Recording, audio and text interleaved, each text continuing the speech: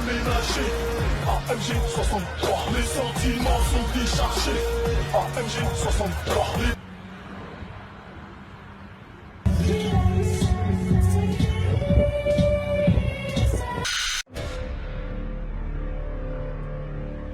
What seems to be the problem, officer? You've been driving in the carpool lane for the past 3 miles. Alone. Alone? Well, you should know that my pronouns are they, them. So we can drive in the carpool lane. I got a driver out here in the carpool lane, says her pronouns are they. Excuse me, her? All right, let's just get your license and registration, please, ma'am, them, you. Can I say you? You want me to provide photo ID? Racist much? Okay, how about just a vaccine card then? Yeah, no problem. I've got all my medical records right here. We were boosted 7 times. 1 for each of us. Anyway, it's all there. Are we free to go, sir? Wait. I'm sorry, did you just assume my gender? It's actually offensive to look at somebody and assume by their appearance that they are a man or a woman. Man or woman? Now you're implicitly perpetuating the oppressive societal construct of the gender binary onto me, a victim of violent police aggression! Please stop yelling! Verbal attacks are violence, which is triggering. Trigger? Are you gonna shoot me? I literally can't even. Don't you mean we? Yeah. We literally can't even. Saying you can't do something is ableist and mocks people that actually have a mental or physical disability. We have a mental disability. Well, I'm 1024th Navajo, and you're lucky that I'm giving you a fine and not kicking you off my ancestral land that you white colonizers stole from my people. You can't fine we. That money funds police departments and perpetuates the terrorization of underprivileged communities and the expansion of the police state! What? I need backup at the 405 in Santa Monica. They're getting away. What, they? How many of them are there? Who's getting away? They are! They are! At a 1991 closed-door meeting of fellow internationalists, billionaire and former CFR chairman David Rockefeller praised his media allies. But his confidence that his words would not leave the room was later broken. We are grateful to the Washington Post, the New York Times, Time Magazine, and other publications whose directors have attended our meetings and restricted their promises of discretion for almost 40 years. It would have been impossible for us to develop our plan for the world if we had been subject to the bright lights of publicity. But the world is now more sophisticated and prepared to march toward a world government. That these men aim to create a world system of financial control in private hands, able to dominate the political system of each country and the economy of the world as a whole. In short, they seek total and quiet control of the entire world. You don't have to go to hell. You're in hell. This is hell.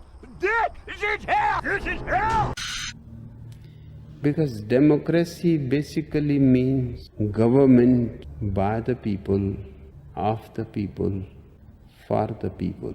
But the people are retarded.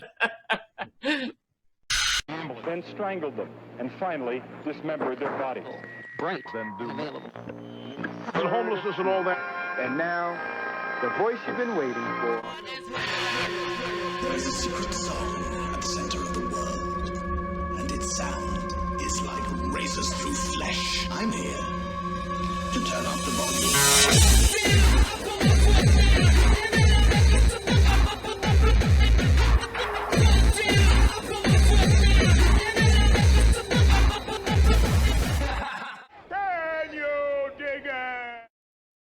I'm kind of retarded.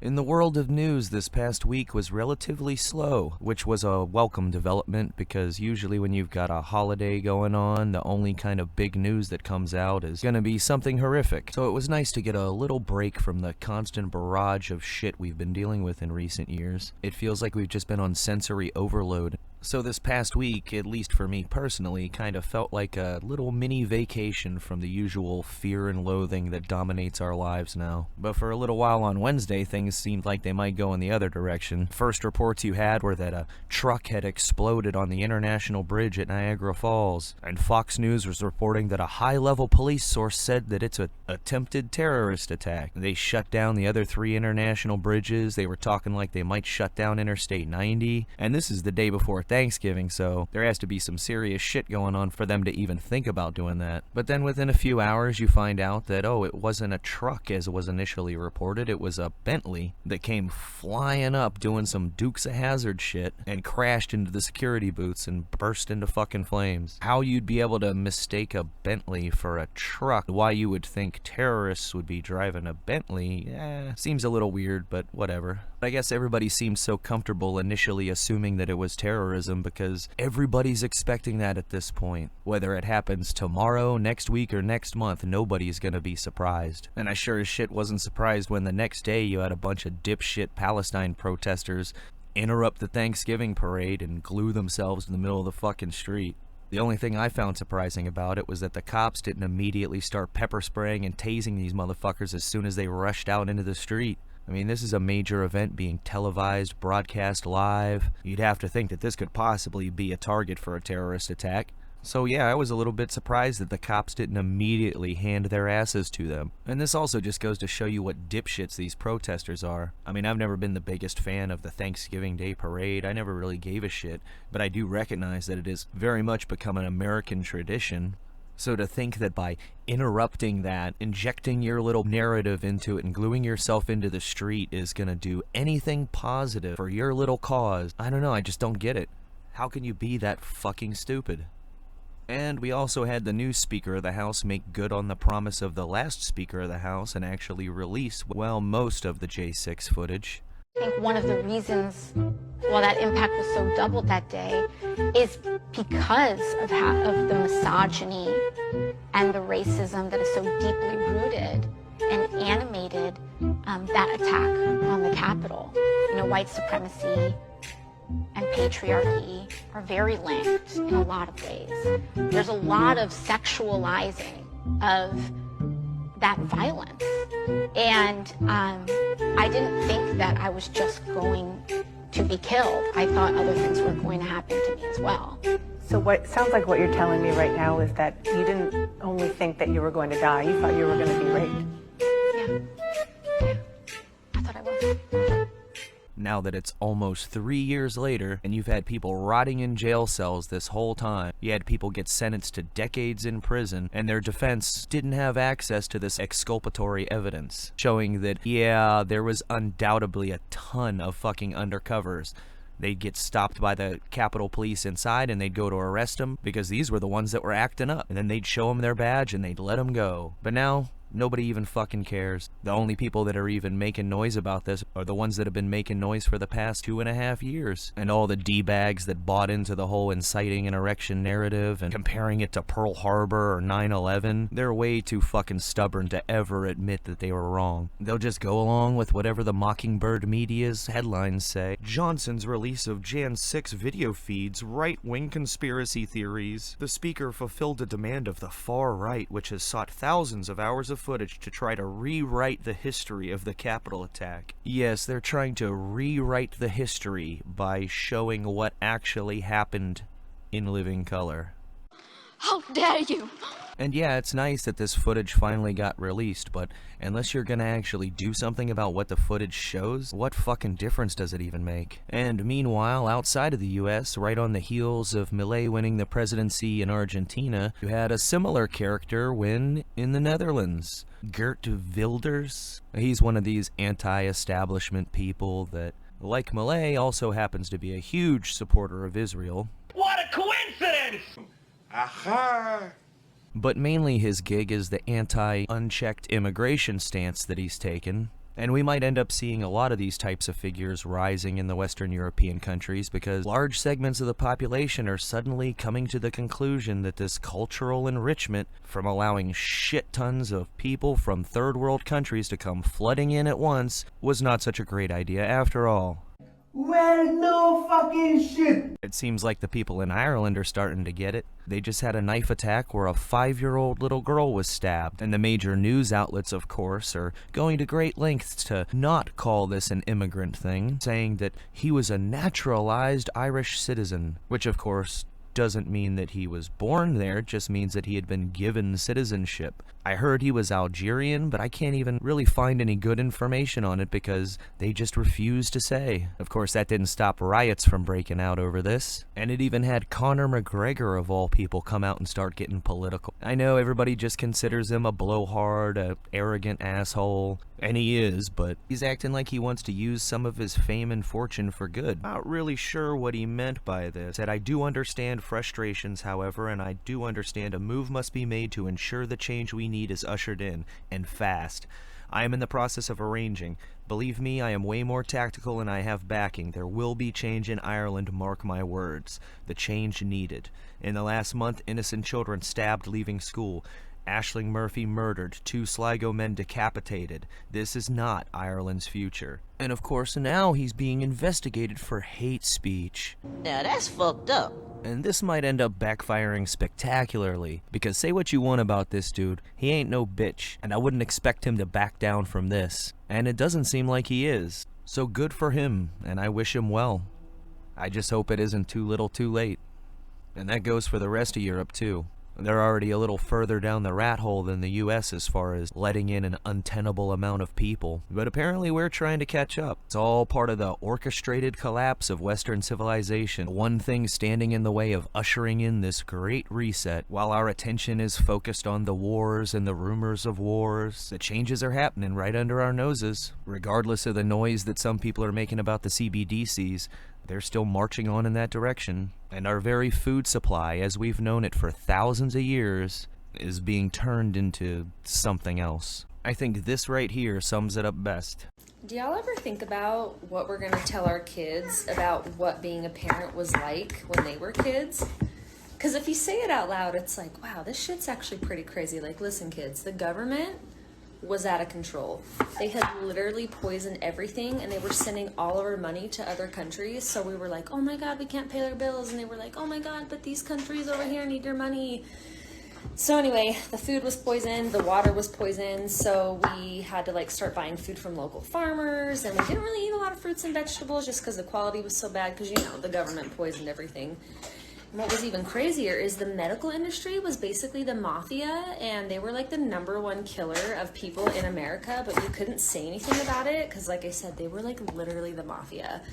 So anyways, we did a lot of things to make sure you guys could keep your fertility as you got older. So yeah, that's why we're farmers. Any questions? And as if it wasn't enough that they poisoned the crops with their fucking Roundup that makes it to where mold can't even eat the food that we eat, I'm sure that's very healthy, and injecting all the steroids and antibiotics and God knows what into our meat, now they want to shift us over to lab-grown meat. The U.S. Department of Agriculture approved the first lab-grown meat to be sold to the public. This makes the U.S. the second country in the entire world to allow this, which, if you ask me, is 2 countries too many. Alex Newman joins me now to discuss this. Thank you so much for joining us, Alex. It's great to have you back. Great to be here. Thanks so much, Allison. Of course. So what's your reaction to this lab-grown meat? Are you at all surprised to hear this is coming to fruition, especially knowing people like Bill Gates and Richard Branson have invested in lab-grown meat companies? I'm not surprised at all. In fact, this should have been very obvious a long time ago. Over 10 years ago now, I wrote an article warning that the United Nations was pushing exactly this kind of thing. In fact, people can go back and read that article. It's called UN Let Them Eat Bugs. And if you look at their vision for the future of food, they want a radically transformed food system where basically small farmers, small ranchers do not. We shouldn't even be calling this lab-grown meat. We should be calling this lab-grown tumors. Because that's what it is. Meat cells don't divide and grow like this. Cancer cells do. That's what these are tumor cells. And they grow a big old tumor and cut you off a slice and they'll call it a steak. And this is all part of that UN agenda, making things sustainable, which is a code word for many less people on the planet. And Bill Gates is just a point man, just a figurehead. And the UN is just a vehicle, just an infrastructure getting this done. And the number of people that are really behind this Agenda 2030 push, a relatively small number of people. And the only thing preventing the population all over the planet from doing something about it is the fact that we're living in denial, pretending like it's not happening, and hoping if we just ignore it, it'll go away. But at some point, we won't be able to ignore it anymore. At some point, simply being swept along isn't going to be enough. I just hope it happens before it's too late to do something about it. Now for this week's pro tip on surviving the great fucking. I don't know if anybody noticed, but I forgot to do this last week. It didn't dawn on me until right after I uploaded last week's video. I'm kind of retarded. But anyway, here it goes. Being able to communicate when the grid is down and the cell phone towers aren't working is a very important force multiplier. I've heard a lot of people shit on these little Baofeng radios, but I rather like them. One thing to be aware of, though, this is basically a handheld ham radio. Most of the frequencies are not legal for civilians to use. That being said, if there's any kind of situation where things go sideways and you really need to use them, nobody's gonna give a shit about the legalities. And also, the GMRS and FRS channels that come on your commercially available walkie-talkies, they all have corresponding frequencies. You can program whatever frequencies you want up to 128 channels. So the first 22 I programmed on mine to be corresponding to GMRS and FRS frequency. And then past that, I looked up a bunch of frequencies that were emergency frequencies used by federal agencies, put a bunch of those in there. And I'd recommend getting the ones that have the USB chargers. This way you can recharge it from the USB port on a battery pack. I picked this one up for a little over $100. I have a solar panel to recharge it, and you can also use the cigarette lighter in a car to charge this back up. And smaller ones like this, it does have an AC outlet, but the amount of amps and watts it's able to put out is very low, so I mainly just use the USB ports. I know these might seem like extraneous purchases, but if things take a turn for the shitty, being able to communicate even over short distances is going to provide an advantage that cannot be overstated. So that's something you might want to think about. Slancha.